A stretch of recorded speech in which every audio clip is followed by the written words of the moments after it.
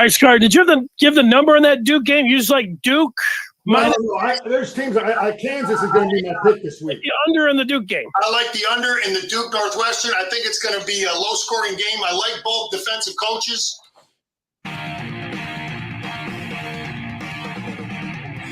All right, welcome in on this Thursday. That was Jim Scarcelli, who is on the screen, and he's ready to go. He usually joins us on Thursday, and here he is. Scar, good to see you. How are you?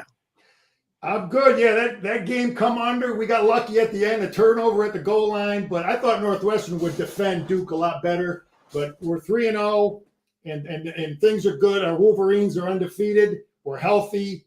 We've got our quarterback situation handled and over, and we're moving on. Things are looking good.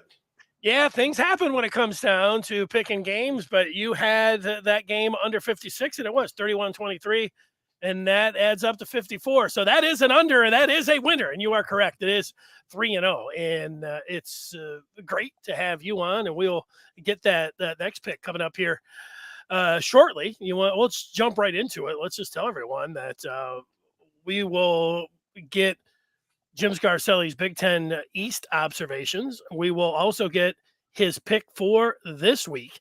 It is week 3, but he started in week 0, taking Northwestern over Nebraska. He was correct in that one. So we'll get his pick of the week. And then we've got, I'd say, the new and improved Telestrator. That's coming your way, but we'll start with the pluses and minuses. Everyone talking about this, of Michigan's non-conference schedule. You've probably heard the phrase, it is what it is. I mean, this is what Michigan has. They had UCLA in there. It's now UConn, and that's where we are. So, Scar, as a former coach, if you had 3 lesser than teams and you knew you had bigger opponents towards the end of the year, there are some disadvantages, right? Because you're thinking about, well, your team's head might get too big, or you might feel like they're not getting tested, and they might feel like things are being easy. What do you think? Yeah, the advantage is you play a lot of guys. I mean, we played 80, 85 guys, in both those games. So that's the great advantage. You can play a lot of kids. They get to be at Michigan Stadium, and they can play and get a lot of work, because I don't know that we're playing 80 against Maryland or Iowa. So get those kids playing time. The schedule, Danny, sometimes, these schedules are scheduled 5-6 years in advance. We don't know if UConn's going to be any good, Hawaii, but obviously it's not like Texas and Oklahoma. So in defense of that, I just want to say night games. I'm not a big fan of night games as a player, because, Danny, you got to remember something. These kids, they go to practice all week. They go to school all week. They're in the hotel on Friday. On game, Saturday is the one day you get to, have a game. Your parents come up, go have dinner with your parents, maybe hang out with your friends and your classmates, celebrate a little bit. It's kind of tough, these night games. I'd like to limit them to maybe 1 per team per year. That's really my thoughts on it, because especially a night game, if a road game, if you're coming back from Iowa City at 2 a.m. So I just want to throw that out there. But the week schedule, playing a lot of guys is the biggest advantage. But obviously you don't get your real, you don't get the guys that are going to be, have to play 4 quarters. Bo always wanted guys to play 3 quarters, regardless of the score, because he wanted them to get, you can't take them out at halftime. They got to go through the grind. So physically they're ready, when they do have to play a 4-quarter game. I hear you on the night game. That ship has sailed. Michigan's going to have 2 home night games. They're going to have other night games. If the schools and the players like the money that they are receiving, a lot of that is coming from TV, and they want those games at night. So they're not going to change that. I get your point about, during the day and everything. There is the part, like, I can remember when it was just day games, you'd watch Michigan and 3:30 seemed like an odd starting time, but then you would watch, college football at night. They'd take you down to the SEC, Death Valley, and you'd watch the game. It'd be like, wow, this is like completely off the hook. This looks like the greatest thing ever. And if I was a player, I remember when I played, they have lights now. I feel like I'm talking back, like, at Wrigley Field pre-'88 or something. Back when I was in high school, we didn't have lights at Livonia Franklin, but they did across the way at a rival Livonia Churchill. We played Churchill under the lights. It was like, wow. I mean, that was awesome. So, there's this little added something when you're a player also, Jim, to be playing under the lights, don't you think? No, I get it. It is a great thing to do. Once, maybe twice a year. I just know how important that is for a kid, to be able to spend time with his family after a game. I just think back to my time, with my buddies after dinner with the parents, and then you go out, it's just something to think about. I just wanted to present it, that I know there's there's another side to that argument. And again, night games are great for us as fans, and one or two are great as a player. I just want to give those thoughts so people understand what players are dealing with. If you want to give your thoughts out, you can put them in and use it with the message, and we get those messages up on the screen. You can see our recruiting editor from Maize and Blue Review, Zach Libby, is made a comment right out of the gate saying, listening to Jim has become a regular Thursday activity. And how about this? As dignitaries go, we got John saying Scar brings a lot of wisdom to the Maize and Blue Review. So there's some people giving you a shout out right out of the gate. And, that's good to see. The one thing about playing an easy non-conference schedule is, there have been, I can remember when, Michigan, it seemed like they played one of the toughest non-conference schedules, and Michigan fans would all comb the schedules of all other teams in the Big Ten, certainly, and across the country, and they would laugh and they would make fun and they would mock teams. Wisconsin would be one annually that people would say, this team's a joke. They're annually a fraud. They never play anybody. They always just schedule these wins, and it's Cupcake City. And, now the shoe's on the other foot. And, to me, you just got to take it. It's not a one-off because Michigan looks like they're going to do it next year. But, hey, you're going to get a playoff coming up. One thing I don't like about it is that, and I get, if you're somebody that likes to argue back and forth online that, now you're singing a different tune if you're Michigan and you're playing the what about game. What about when Alabama, what about when all these other teams? In the end, you just got to win all of your games. But as a college football fan, I like top 25 matchups and I like interesting matchups. Michigan, whoever they play, you're going to watch, but it's not very interesting to anybody else outside of Michigan to look and say, oh, Michigan's played the two worst teams so far in college football. What have you learned about them? I get people saying nothing. So, but you don't have to apologize if you're Michigan for doing it this time or next time. I think that the downside could be, and this is getting way ahead of ourselves, Scar, but if Michigan does go 11-0 and Ohio State's 11-0 and, they meet and Michigan loses that game, and Michigan fans will be like, we still deserve to be in there. Ohio State was number 1 or number 2 in the country because they're number 3 right now. Michigan deserves to be in there. They've only lost one game to the top team in the country, and everybody else is going to say, you guys played the lousiest non-conference schedule, and you will be penalized for it. People will say that. Whether or not it's, should factor in, how it all factors in, it's going to depend on where the other teams are at with the one losses. But it could come back to bite them, and it could come back to bite them this year. I totally agree with that argument. You should be rewarded for scheduling somebody tough. If I would, I don't know what their thinking was 3-4 years ago to not schedule somebody tough, because this is not, what we've always done. So I don't know what they were thinking, that our program wasn't where it needed to be, need to rebuild. I don't know what it was. But if I'm a player at Michigan right now, I wish we had a Texas or Oklahoma or somebody like that of the 3 games. So it is what it is. The coaches got to deal with it. The players got to deal with it. I just wish they would have been challenged once. Yeah, they had UCLA lined up there. And I know you look at the previous schedule, you already mentioned Texas and Oklahoma. They are lined up, but since they are going to the SEC, I would bet that those games would be eliminated. Michigan is going to have to find someone else, and it's just not good for college football. I mean, you can have one offshoot game, do whatever you want, call it a scrimmage, but after that, let's get some Power 5 teams in here. Let's not make this thing something that's going to happen more than 2 times. Antoine says he doesn't care about the schedule, and who cares other than the jealous opposition? It's schedule gives us a chance to learn about our team and get a great quarterback and stay in the top 5 without sweating. Yeah, I mean, there is an advantage to it. And it's nice and easy breezy. I mean, we knew this looking at it, and Michigan fans, that they know that September was they didn't have to worry about anything. They just had to watch their team and enjoy it, as they weren't in jeopardy of losing any games. Now there's the other side that we've just talked about, but the side about just kicking back and putting your feet up and just being really relaxed and watching this team be up top and enjoying the ride. And you said it, and we'll say it again. It's something I don't usually like to say, but it is what it is. Yeah, there's some different schemes, that we saw from Hawaii and from Colorado State. They're all both defensively, offensively, some different things.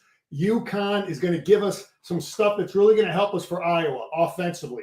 UConn will come with 3 tight ends, 2 tight ends. They'll have a fullback. So that game is worked out to be a great game for us that will help our players prepare for, and our coaches prepare for Iowa. Denny, just some general thoughts I want to throw out real quick.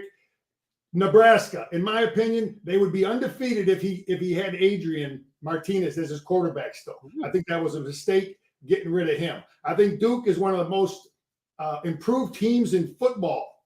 Just wanted to throw that out. I think the quarterback situation, why did Orji play in the first game? And what's the other guy, Denny, that played last week? Oh, God, what's his name? For Michigan. Davis Warren?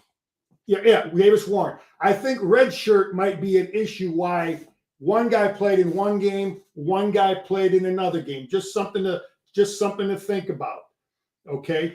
Notre Dame troubles that they're having. If that continues, we could possibly flip some of those kids. I think I might have saw it. Zach, one of our recruiting guys, was talking about that could be a great thing for us. But what else am I seeing? I can give you my pick right now, Denny, while I'm rolling. There's some teams I really like. I really like Wyoming at home. He knows how to defend Air Force. That's going to be a winner. I like Georgia Tech at home. He got the lane train coming in. I think he's got. Top side of you. I'm going to let you tease. You just had 2 games there.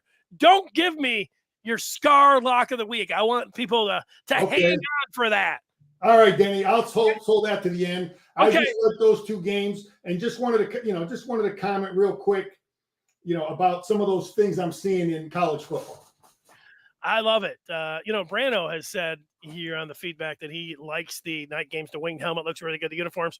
I agree with him. He's hoping that MSU's a night game on Halloween weekend against Little Bro would be stupid lit. Yeah. Well, 2 years ago, Halloween wasn't so hot for Michigan. Of course, there was nobody in the stadium. So, and I'll never forget that. But the other part about night games that, and I get from a player standpoint what you're talking about and a coaching standpoint, but Michigan has had 12 night games. I was at the tailgate last year's Washington game, but I didn't go to the game, and I didn't go to this year's, but I've been to the previous 10.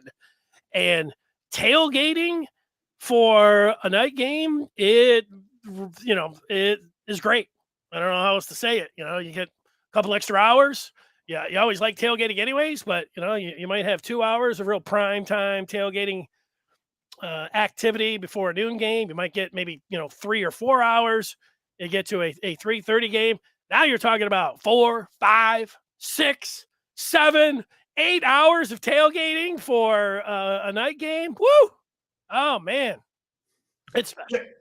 Denny, and as a player, it's kind of like high school again. Playing at night. Obviously, a high school kid knows the routine, but he's in school.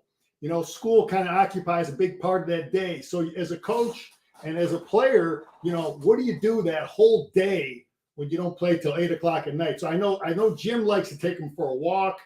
Bo used to have us take us out on a walk in the parking lot. We went around the hotel, did some things. But yeah, what you do as a coach in your night game preparation.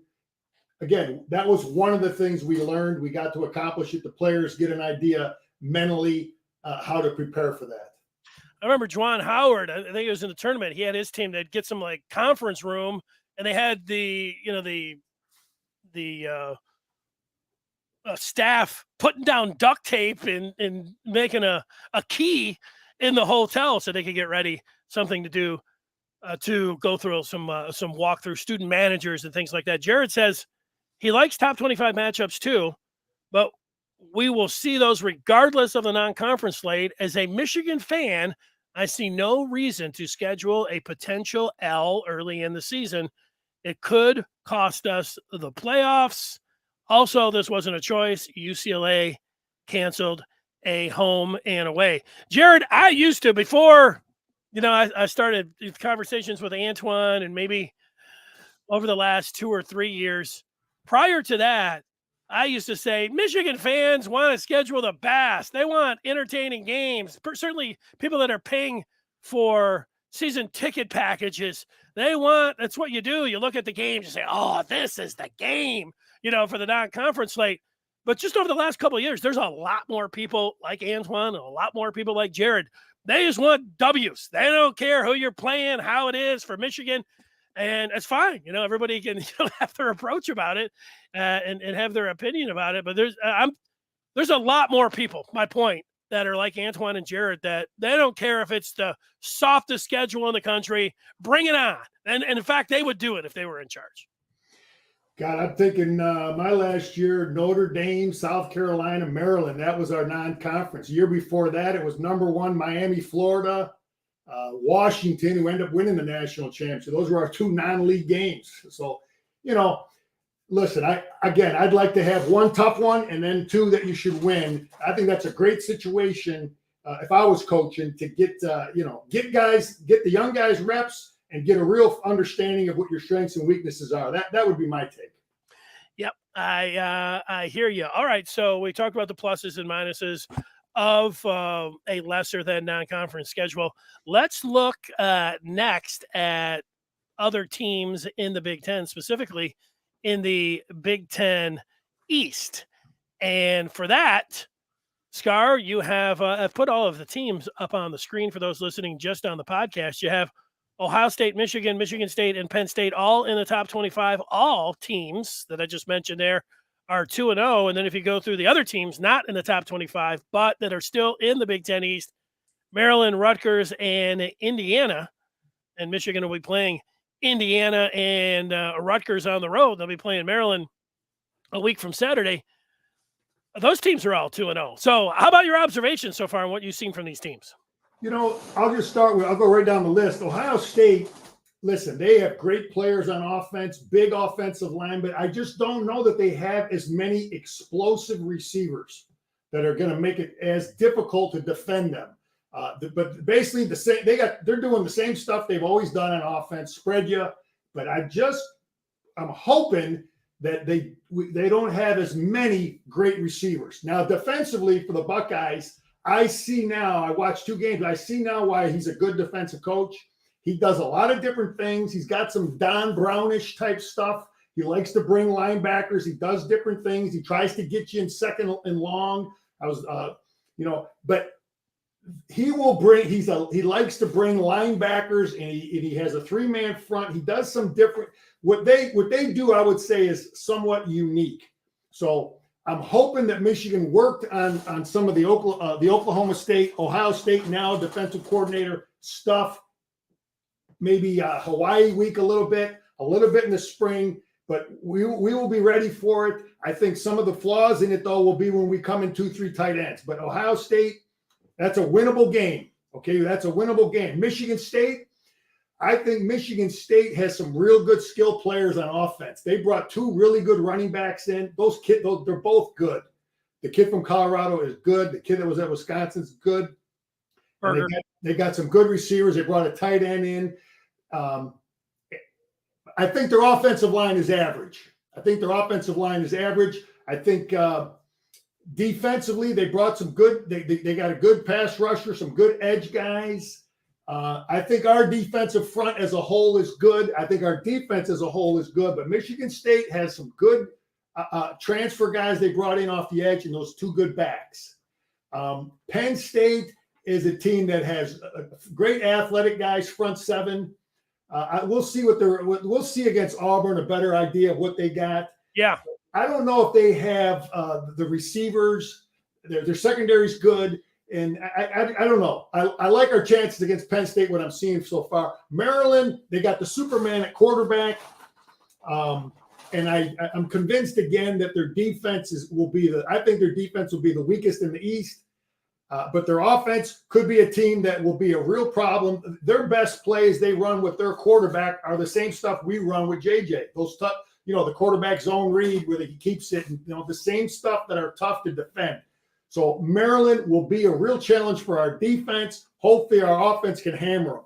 Rutgers is he's a good coach team, well-coached team.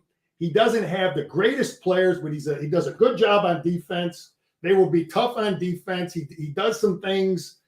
They play good technique. He's going to play two quarterbacks that can run. So he doesn't care about his quarterback getting busted up. So he will run the heck out of his quarterback, which always makes it difficult on defense. I think Indiana is back to a traditional Indiana team. Which makes you're saying it's going to be an easier game then. No, well, Danny, Indiana last year was the first time we got them easily. So when I say traditional Indiana team, I'm talking about the teams. If you look prior to last year's easy win, we always kind of battled down there, man. Nothing was real easy against them. I think we should win the game, but he's a well-coached team. He's got a good-looking quarterback. I really, really like Michigan, the way what we're doing on both sides of the ball against everybody that I've seen. Nothing on that schedule is going to be easy, but I'm liking. How about score on the road games for Michigan in the Big Ten East? Iowa was looked at all summer long as the toughest road game that Michigan had on their schedule. You just mentioned Indiana. There's also Rutgers that is on there that Michigan has to go to. Which of those three right now do you think that will give Michigan the biggest problem? God, the crowd will be Iowa. What factor? If we get that prehistoric offense, then that's a beautiful thing. If we get that, Iowa's going to be real tough on defense. We had a tough time moving the ball against them, Denny, in that championship game until we threw the halfback pass, until we really, but they had answers for a lot of our stuff. So, we got to slam that offense, but Indiana won't have a huge fan, where the crowd is a big issue. Which of those games would be the toughest to win? One score game last year at home. Yeah, Denny, all three of them games, we got to play smart. All of them will be challenges. They all have problems that they could present. They're games we should win. We got to play smart. But Rutgers with the two quarterbacks, and as good as he is on defense, it's just the problem, man. We just got to have great schemes, and players got to play. All right, good stuff. Let's move on here. And you did tease it. You mentioned some of those games. Some people might be just jumping in. And for those, you always want to know, all right, who's picking? And what have they picked so far? How have they done so far? And so far, so good for Jim Scarcelli. 3-0 on his pick of the week. Now, you were rattling off a couple there. Last week, you had the under the Northwestern Duke. I took your advice on that. But, Scar, are you making more than one pick this week? Because I heard you start talking about, I like this team, I like this team, I like this team. Are you making more than one? No, I'm giving our listeners a chance to make more money if they want. That's good. I do really like Wyoming at home. He knows how to defend the Air Force Academy stuff. I like Georgia Tech. Lane Train's coming in. I talked about that. But my pick is Kansas. I think Kansas, the guy, all he's ever done is win. The Kansas coach was at Buffalo and he won. He's turning Kansas run. I saw him last year go into Texas and beat Texas. He's got that quarterback back. He's getting 10 points. They just went into West Virginia and beat West Virginia on the road. Okay, put 50 on them. So Kansas is my pick. 10 points. That game should be a 3-point game. They're giving you 10. That's your winner right there. All right. This isn't college basketball we're talking about. Scar's talking about football. And the Kansas Jayhawks as his lock of the week. Well, hey, that is the selection, and you are making it. So that is awesome. So now we turn our attention to last week's game, and Scar initially said, I've got I want to do a Telestrator. And then he got a Telestrator, and then he worked with it, but it wasn't snappy enough, I think, for him. So then he got another Telestrator. So you're debuting a new Telestrator, right, Scar? Is that what we're talking about here? Danny, we're all trying to step up our game here. We want to bring the best we can to our listeners and viewers. One last thing about the non-conference, why it was so, this last game, because I don't know how many opportunities our young guys are going to get a chance to play, in these next couple, after this game. So anyway, here we go. This is the first play I wanted to talk about. This was their first possession, third and 7. And this is something different that we're doing this year that McDonald didn't do. He's got 3 edge players in the game. You see him here, Denny? Yeah, I like how you have them designated with those shape boxes. Nice. You got McGregor here, you got Upshaw here, you got Harrell here. So he takes out a defensive lineman. We still got Mozzie in the game. He took out a linebacker. We got 1 linebacker. This is Junior here. There's 6 defensive backs in the game. So this is a nice little stunt. We'll take a look at it up at the top, but we get pressure, we get home. And that's just a beautiful a good stunt that's run. Junior's running upfield there. And Harrell's coming underneath. This running back doesn't want any part of Harrell. It's a well-executed stunt. If you look at it at the top, let me go slower here. I'll go slow one last time. And anyway, McGregor's getting pressure. Mozzie's getting pressure. And that's a stunt. I like it. Let's go on to the next play. I like that last play because it brings pressure and it's not high risk. We only got 5 guys at the line of scrimmage. Now, Denny, we know that the power is one of our best football plays. This is what I call power reverse. This is what you like to have. You like to have plays that look exactly like your best plays that give the defense conflict, give them problems. Let's take a look at it. I call it power reverse. This was a well-executed play. And let's take it from the top. And I'll show you what the defense is seeing. Okay. It's going to look exactly like power for 10 football players. All 10 of these guys are going to do exactly what they do on power. We're going to get down blocks here, down blocks here. This guy's going to fake like it's power. This guy's going to pull like it's power. This guy's going to cut off. He's going to pull like it's power. Everybody makes it look, okay, like power. Okay. And the key guys in this play are the center. He's going to leak out, and he doesn't turn his shoulders to give away that it's a reverse type of play. And he just sneaks out and he's able to block this guy. But you'll see these linebackers flowing because they're playing power.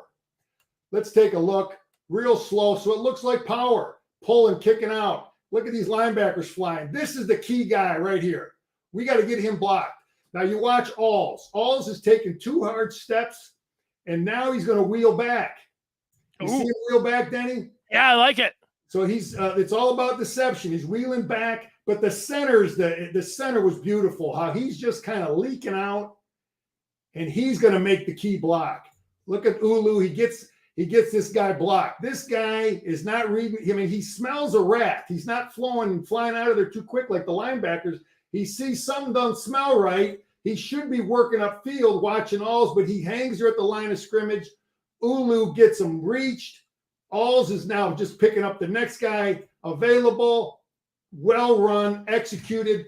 And those are the kind of plays, Denny, that I like because they help the offensive linemen. They put the defense in conflict.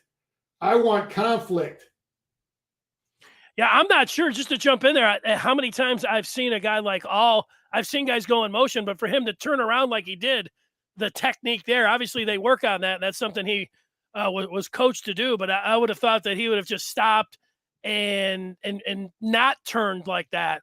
But whether it gives him a quicker turnaround or however it does. Well, he wanted to take those 2 first hard steps to get everybody making it look exactly like power. Now this is a play that looks just like the play JJ's been running all over Ann Arbor with. Okay, this is off of one of our best football plays. We run the zone read down here. We block down. Okay, we run this play, right? This is the play JJ's been pulling it out. He's reading what this guy does, right, Denny? We've seen it 100 times. The defense sees it. And you'll see these guys flying out of here. These linebackers are flying out. You'll see this linebacker step up because this is a play that he's seen in practice. JJ's in the game. We got to stop this play. You'll see they're not actually lined up right. This guy should be over here. But they are really playing the JJ keep off of this action. Okay, and this linebacker stepping up is key that you'll see open up this window here. So let's take a look. Linebacker steps up. There's no linebacker JJ has to worry about sitting back in here. Now this safety, he's smart. He doesn't take the bait.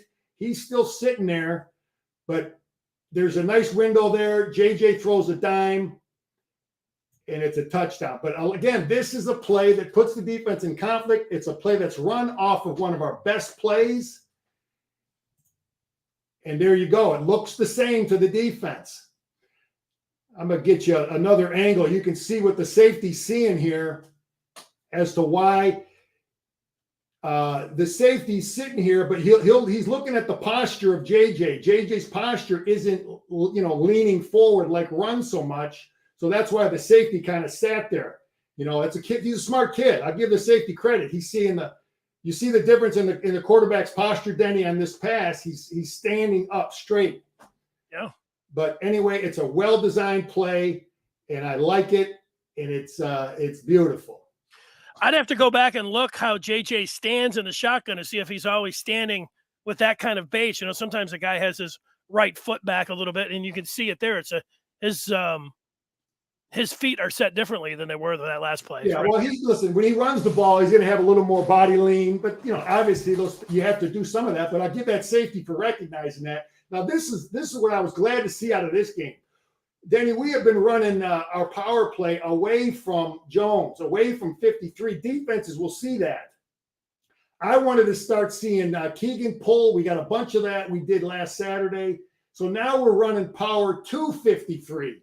Okay, so I want the defense to have to defend that we run power to Hayes over here. We run power to 53. We throw the ball to every receiver. We throw the ball to every tight end. We don't have any imposters. There's no plays we can't run. Let's take a look at it. Well run, well executed. I love the power play. This play is just beautifully executed. But the big thing, I got 53. We're running to him. So the defense is not seeing that we are predictable, that we only run to Jumbo Elliott or Jake Long. No, we got to run to everybody. So this is a well-blocked play by Shooney up in there. And Donovan makes a nice run out of it. I just wanted to point that out, how important it is that you can run to either of your tackles, all of your plays. Soon as we came out in this formation, Denny, I kind of had a feeling we might run this. Now, this is what Georgia ran against us for a touchdown. They put a fast running back out here and empty. They're an empty formation. There's no one in the backfield, just a quarterback. So now you're going to see how JJ is going to look and see how they match up. Okay. Where's the mismatch? We got a fast guy here. We got Edwards down here. They got a kind of fast guy here. Linebacker, maybe. Yeah. So JJ was sizing it up. We got two tight ends in the game here, though, still. Okay. This is the tight end. This is the tight end. So that means they got to have linebackers in the game because they don't know that we're going to come out in this formation. So this was a great scheme. We're taking advantage of the mismatch. Let's take a look at it. And Donovan just outruns this kid. And JJ throws a dime. And that's scouting. That's just that's what we want to do against Iowa. And we want to find out which slow linebacker they got in the game. And get the mismatch and not be afraid to run this stuff. But that was all about finding as Hayden, the first time I heard it was Hayden Fry. Put salt on the wound, Danny. Hey, Donovan Edwards could be a college football wide receiver. He would, he's an excellent running back. Of course, being a good pass catcher as a running back is worth its weight in gold. But yeah, I mean, Edwards is a fabulous pass catcher, and he showed some of those skills right there. I wanted to show you this because this was a kid that made a mistake last week. We ran the same stunt last week, and he lost contained.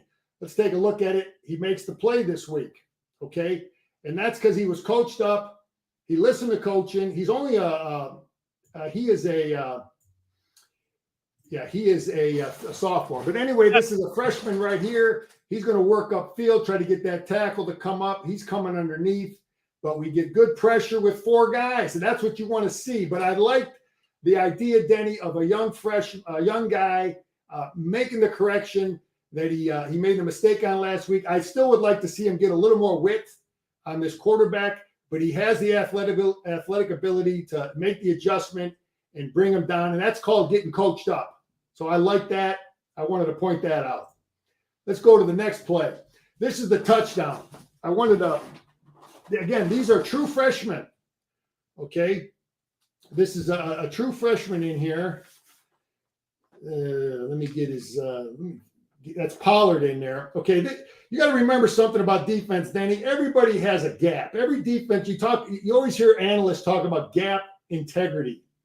Okay, the edge guy's got the C gap. He's out here. This linebacker, okay, Pollard has the B gap right here. The big young guy, Grant, he's got the A gap. He's doing good things. Okay, this linebacker, he's got the A gap here. That's Rolder. And Big Graham has the B gap right here. This linebacker has the C gap right here. And this guy has the outside gap. You got to have gap integrity. You got to know your gap. You got to know what you're responsible for. And this guy here, you got to also look at the formation, Danny. They got 4 dudes out here. There's 4 guys here, and you got all this field out here. This is the ball's on the hash mark, so you got a lot of field here. So if I'm this guy, and we're in a man coverage here, we got our safety here, so he's going to split. He's got to recognize that the eligible receivers are over here. So this is a good job by Hawaii. Anyway, Nebraska hit a touchdown on this because we didn't adjust properly last year. Now we're adjusted properly, but these guys got to understand where they are in the field. Okay, there's a lot of field out here, but let's watch the freshman linebacker. Now Grant is supposed to eat up this double team to try to keep him free so he can come up into that B gap. And this running back here is smart. He's faking like he's going to go A gap. Okay, and Pollard sits there for just a second. He just bites just for a second, taking a peek in that A gap, which is not his responsibility. And then he's going to try to get out to the B, and it's just too late. So this is about a guy that just hasn't played enough. And then you're going to see a bad angle by our young safety here. You got nothing but true freshmen out there. You got Derek Moore, Kenneth Grant.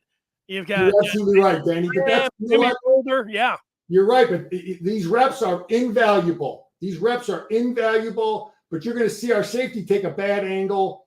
And, if he comes down here, see, if he takes an angle, if he off the jump would have taken an angle more here, one of these guys might have made the play at the 10-yard line or something.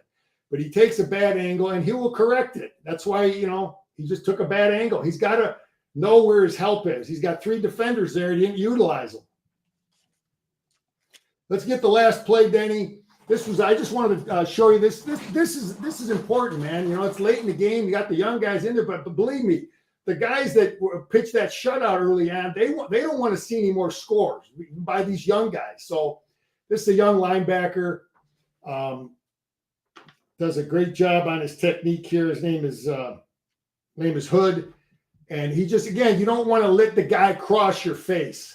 You always want to, this is like backyard two-hand touch football we used to play, defending a guy. So don't let him cross your face. Make him go to the sideline. And he does a good job challenging the inside and driving on it.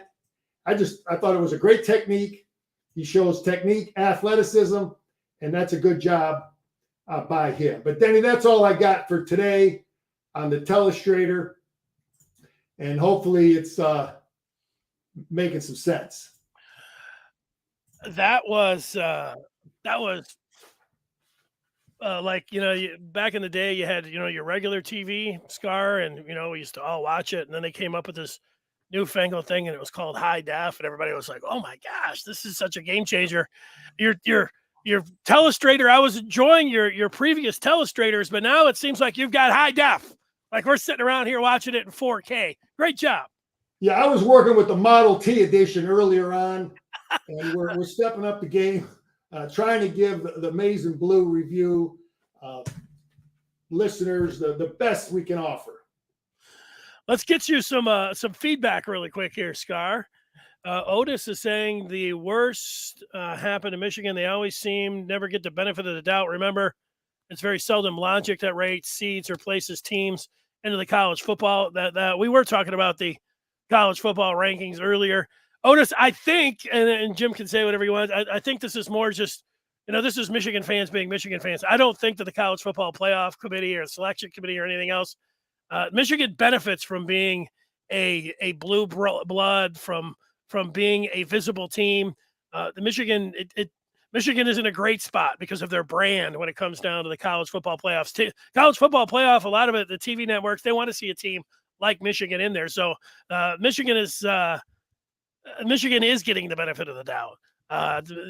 Michigan is not. Now, they might not this year because of the schedule. That could work against them, and they do have a national narrative going against them because of their non-conference slate.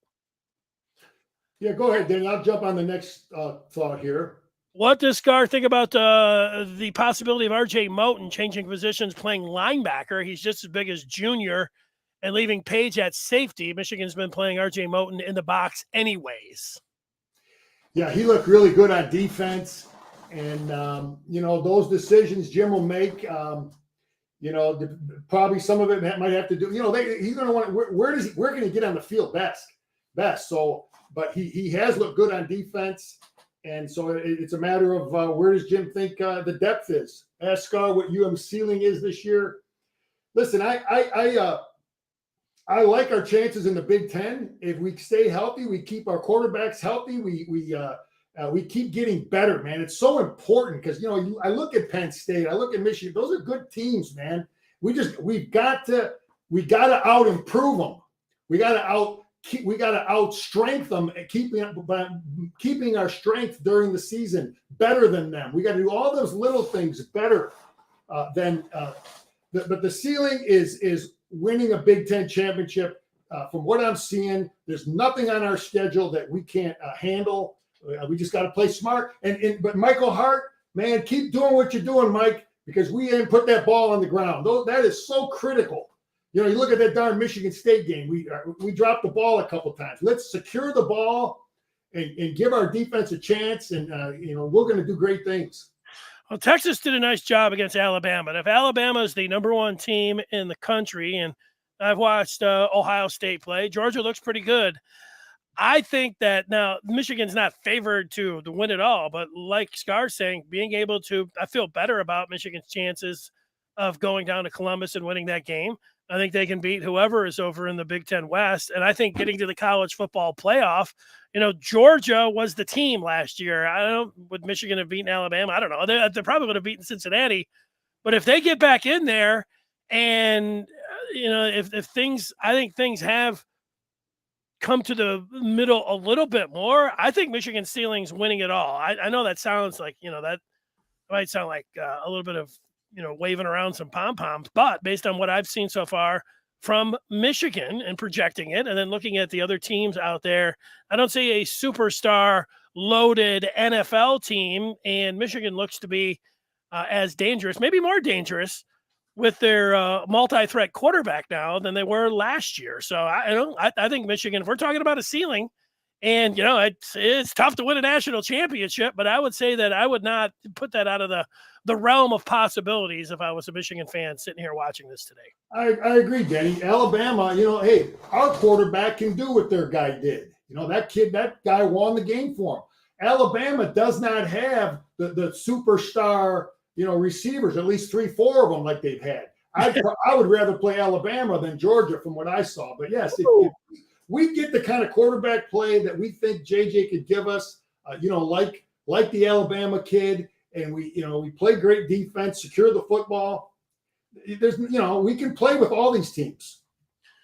Scar, let me ask you. It's off the topic of Michigan football, but I wanted to ask you about Thursday night football tonight. Do you have? I mean, you like watching the NFL. Do you have?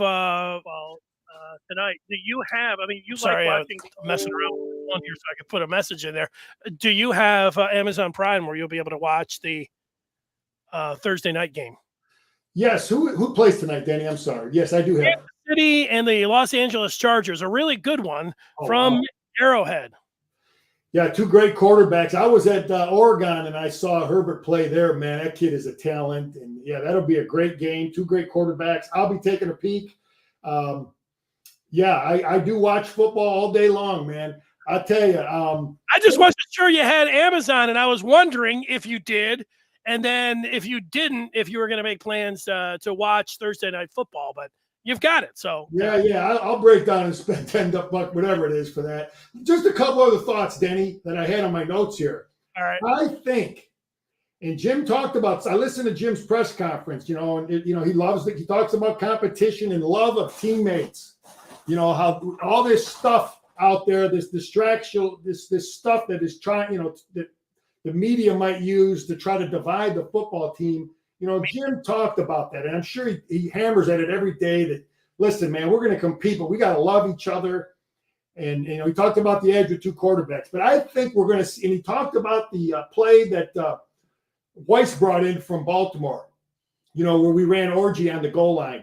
I think Michigan fans take a peek at what Baltimore is doing on offense, some of the predetermined runs with Lamar. I just think we're going to see some of those plays when in the Michigan offense. When some of these games we really need to make a first down, because obviously you don't want to run JJ too much. But I think we're going to see some of those run plays with some of the stuff they do at Baltimore. I wonder if you think that this week, they had the first 2 weeks with the quarterbacks and everything else and emptying the benches and playing everyone. If, Michigan's a gigantic favorite again this week, do you play the starters a little bit more, knowing that now you want to get JJ maybe more with the one, so you're getting ready for the Big Ten because you had some flexibility here, whether you wanted to say it or not with the schedule. But now, this would be more like a dress rehearsal for the start of the conference season, which is a week from Saturday? I think that the coaches will look at it just like the other two games. I don't think there'll be any more or less work. They're going to want to continue to develop young guys. I'll say this, and people might disagree with me. I would not call too many plays where JJ has the option to keep the football against this team. If we maybe to get up a score or two right away, but if we get up 14, 17 points, the only contact I want him having with Connecticut is shaking hands after the game.